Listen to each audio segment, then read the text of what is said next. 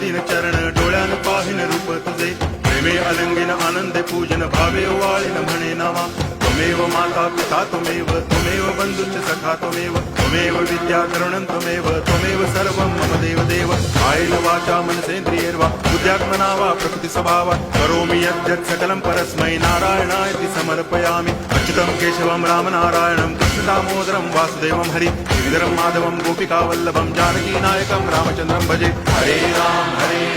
Ram Ram Hare Hare Hare Krishna